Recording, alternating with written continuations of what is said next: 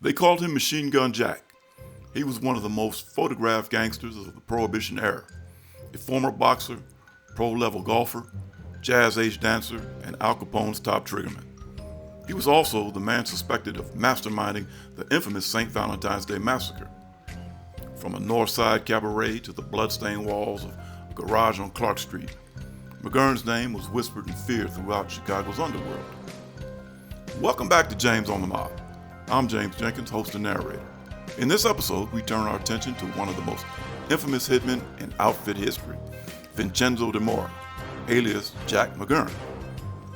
He wasn't born a killer, but the streets of Chicago in the 1920s had a way of turning boys into gangsters. And McGurn, he became one of Capone's most trusted shooters, a key figure in some of the outfit's most notorious strikes in the 1920s. But behind the tailored suits and Tommy gun, Mystique was a complex, dangerous figure who walked a fine line between celebrity and cold-blooded killer. In this deep dive, we trace his rise from amateur boxer to feared assassin and his role in the outfit's inner circle, and the downfall that led him from headlines to a lonely, bullet-riddled end in a Chicago bowling alley. The man who would become Jack McGurn began his life as Vincenzo Antonio Gibaldi. Born on July 2nd, 1902, in the town of Licata, Sicily, Italy. While some accounts cite his birth name as Vincent Gibaldi and his birth year as 1903 or even 1906, the most historically consistent records place his birth in 1902. The timeline of his family's immigration to the United States corroborates the earlier date. He and his mother, Giuseppina, arrived at Ellis Island on November 24, 1906, to join his father, Tommaso Gibaldi, who had preceded them. This makes a 1906 birth year historically unfeasible. Upon arrival, the Gibaldi family first lived in the Red Hook section of Brooklyn, New York, where he attended PS 46 on Union Street, until 1916, when Vincenzo was 14. After the death of his father Tommaso, his mother met and remarried Angelo Demora, a moderately successful grocer, and the family settled in Chicago's Little Italy neighborhood, residing near Taylor Street. The foundational event that would irrevocably alter Vincenzo Gibaldi's life is the subject of some historical debate, revolving around the identity of the family member whose death he avenged. The most prevalent narrative asserts that after his biological father, Tommaso, died when Vincenzo was still young, his mother remarried, as stated, a Chicago grocer named Angelo Demora. This account provides a clear and direct motivation for his later actions in Chicago.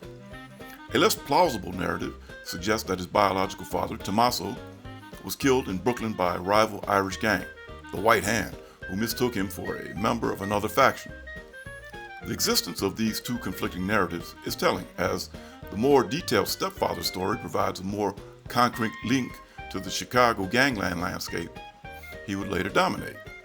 The existence of a more romanticized revenge for a murdered biological father account, while compelling, appears to be a later historical embellishment or simplified public explanation for his ruthlessness.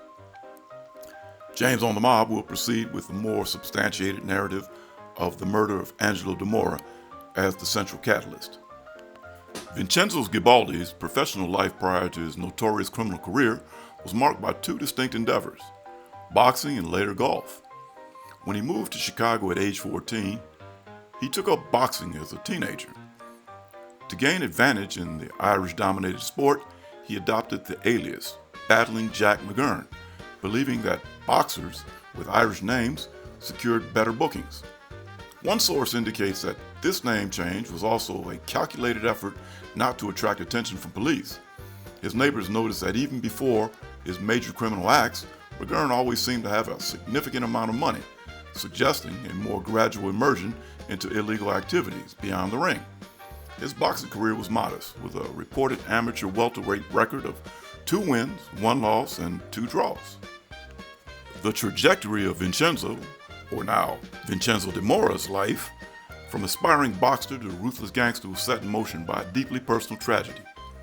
Angelo Demora, Vincenzo's stepfather, was a grocer whose business brought him into contact with the illicit liquor trade of the Prohibition era, as he sold sugar to bootleggers and delivered finished products to speakeasies. The Jenner brothers, the dominant criminal organization in Chicago's Little Italy, demanded extortion money from these businesses in the area to fund their legal defenses. DeMora either refused or was unable to pay, and as a consequence, he was murdered by the Jenna gangsters in 1923. This murder was the catalyst that ended McGurn's boxing career and set him on a path of vengeance. This stage of his life also marks the origin of his more lasting alias, as the boxing name McGurn stuck for the rest of his life. The infamous machine gun nickname, however, was a creation of the press, a moniker that reflected his feared reputation as Al Capone's chief assassin. Ironically, despite the title, McGurn preferred to use a .38 caliber revolver or a .45 caliber automatic pistol for his dirty work. His hand-and-eye coordination making him exceptionally proficient with handguns.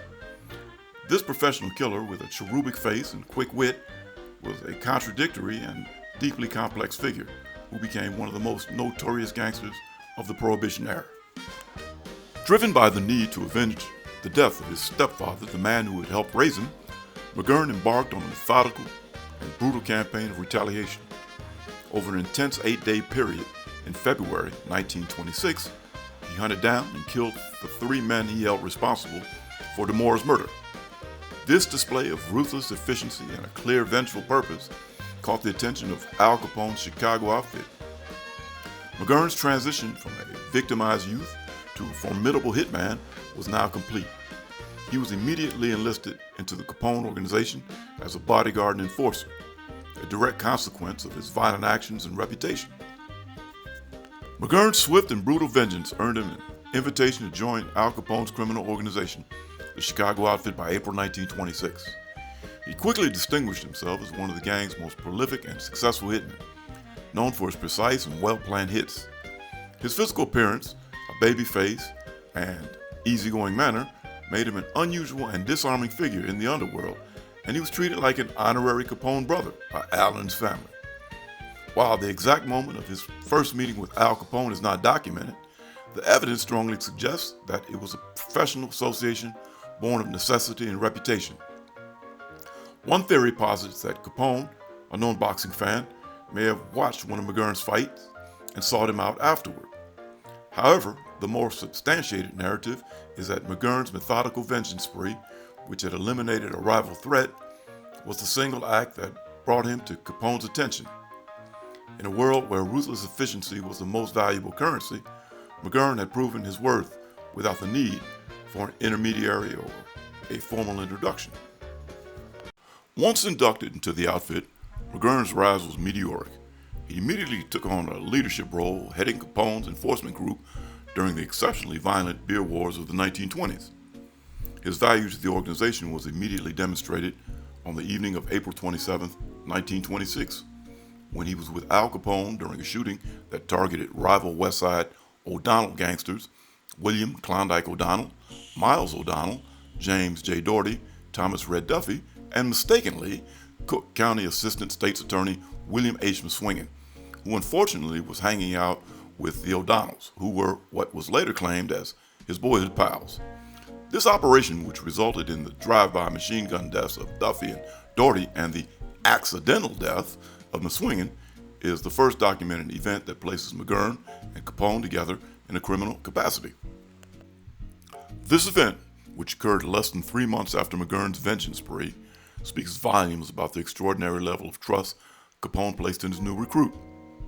Capone's willingness to involve a newly acquired enforcer in a high-stakes shooting so quickly shows that McGurn's reputation had already surpassed the need for a probationary period. He was not merely a soldier, he was a trusted lieutenant and a key asset. McGurn quickly ascended to the rank of Capo Regime and even became Capone's personal bodyguard. He would later recruit other future leaders, including the man who would eventually run the outfit for decades, Tony Accardo. He was suspected in as many as 25 gangland killings and was allegedly the man responsible for the high-profile assassination of rival Northside gang leader Jaime Weiss, who was gunned down with a Thompson machine gun in front of Holy Name Cathedral on October 11, 1926. This public hit further solidified his reputation as one of the city's most lethal and feared mobsters. McGurn's ruthless reach extended beyond gangland battles into the lucrative entertainment industry, culminating in the shocking assault on comedian Joe E. Louis in November of 1927. McGurn, who held a part ownership interest in the mob-affiliated Green Mill Cocktail Lounge at 4802 North Broadway, ordered the attack after Louis refused to renew his contract, opting instead for a rival venue, the new Rendezvous Cafe. Interpreting this as a profound act of defiance, McGurn dispatched a couple of enforcers, including future outfit boss Sam Giancana, to Lewis's room on the 10th floor of the Commonwealth Hotel on November 8, 1927. The attackers brutally mutilated Louis, slitting his throat and cutting off a portion of his tongue, leaving him for dead. Louis miraculously survived, though his voice was permanently scarred. Ironically, Al Capone, who was fond of Louis, was displeased with the severity of the attack and provided the comedian with $10,000 for his recovery. McGurn's ruthless work for Capone made him a high-value target for rival gangs, particularly the Northside Gang led by George Bugs Moran. He survived several assassination attempts before his ultimate demise. On March 7, 1928, McGurn was shot and wounded by the Gusenberg brothers, Pete and Frank, at the Hotel McCormick, located at Ontario and Rush Streets. He was in a telephone booth at the time. McGurn suffered wounds to his chest and arm, but was saved after a doctor in the hotel sent him to a hospital. And on April 17, 1928, just a month later, McGurn was shot at by Northsiders James Clark and Billy Davern at the intersection of Morgan and Harrison Streets. McGurn survived the attack and retaliated by killing Billy Davern a few weeks later. And then on February 14, 1929, an event occurred that would forever change the landscape of organized crime in Chicago and cement McGurn's place in history. 7 members and associates of George Bugs Moran's Northside Gang, including the aforementioned Gusenberg brothers, were lined up against a wall and shot dead inside of the SMC Cartage Company garage at 2122 North Clark Street. The perpetrators, dressed as police officers, used Thompson submachine guns to carry out the massacre. Al Capone, who was in Florida at the time and widely suspected of ordering the hit, had a solid alibi, leaving the police to focus on his top enforcer in Chicago, Jack McGurn. While the official perpetrators of the massacre remain unidentified, McGurn was immediately considered the prime suspect. The prevailing theory amongst historians and crime writers is that McGurn was the mastermind behind the meticulously planned operation. It is believed that he lured Moran's men to the garage with a false tip-off about a hijacked shipment of Canadian whiskey. Given his reputation for planning murders with precision and intelligence, this role as the architect of the ambush is considered highly plausible. He had a deeply personal reason to seek revenge on the Gusenberg brothers, 2 of the men killed in the massacre, who had previously tried to kill him. While some theories suggest McGurn may have been one of the gunmen, possibly with other mobsters like Tony Accardo and Fred Burke, the evidence more strongly supports his role as the orchestrator of the bloody event, not necessarily one of the shooters. In the immediate aftermath of the massacre, McGurn vanished. Police, suspecting his involvement, launched a manhunt for him. 2 weeks later, they found him and his paramour, Louise Rolfe, a glamorous blonde dancer, holed up at the Stevens Hotel. The couple claimed to have been in bed together for the entire day of the massacre, an alibi that was met with public fascination and skepticism. The press, captivated by the sensational story, dubbed Rolfe the Blonde Alibi. The incident with Rolfe provides a powerful example of McGurn's cunning. The sensational story diverted public attention and the media's focus onto the flamboyant pair rather than the meticulous investigation of the crime itself. When authorities attempted to bring charges against him, including a potential violation of the White Slave Traffic Act, better known as the Mann Act, McGurn executed a calculated legal maneuver. He quickly married Louise Rolfe while the case was under review, enabling her to invoke spousal privilege and legally refuse to testify against him. This strategic action effectively protected him from prosecution in the massacre and demonstrates his ability to exploit legal loopholes to his advantage, transforming a potential witness into a legally silent spouse. Al Capone's conviction and imprisonment for tax evasion in 1931 marked a turning point for the Chicago outfit and for Jack McGurn. Under the new leadership of Frank Nitti, the organization shifted its strategy from the flamboyant, high-profile violence of the Capone era to a more subtle and low-profile approach. This strategic change meant that McGurn, with his immense public notoriety and violent reputation, became an unwanted relic of the past, a liability rather than an asset. McGurn's fall from grace began with his inclusion on the Chicago Crime Commission's first public enemies list in April of 1930, where he was ranked number 4. This classification, combined with a new Chicago law that allowed for the arrest of known criminals on vagrancy charges if they could not prove a legitimate income, made him a constant target for police harassment. He was frequently picked up by authorities on minor charges, famously quipping that he was being booked for carrying concealed ideas. His public fame, which once served to intimidate rivals, now made him a magnet for police scrutiny, further distancing him from the new, more secretive outfit. As his position in the outfit eroded, McGurn attempted to forge a legitimate life as a professional golfer. His skill was undeniable. He shot in the low 70s and even entered the Western Open at Olympia Fields, Illinois. However, his past proved impossible to escape. He was publicly humiliated when he was arrested on a vagrancy warrant on the 7th hole of the tournament. The incident, along with the constant media attention, including a false report of his death in 1933, to which he famously replied, "Did you ever hear of a ghost shooting a 66?" showed that his notoriety was a permanent mark. The irony of McGurn's decline is profound. The very qualities that made him successful in the violent world of the outfit of the 1920s, his public reputation as a feared hitman and his brazen involvement in the St. Valentine's Day Massacre, became his greatest weaknesses after Capone's incarceration. The new outfit's leadership desire to go low profile meant that McGurn's fame was no longer a badge of honor, but a mortal threat to the organization's new direction. McGurn's attempts to rejoin the outfit under Frank Nitti were futile. His alcoholism and reputation as a braggart made him even more of a nuisance and a potential security risk. As a result, he was completely cast out and became impoverished, a shadow of his former self. His once formidable reputation had devolved into a cautionary tale of a man who outlived his usefulness to the very syndicate he had helped build.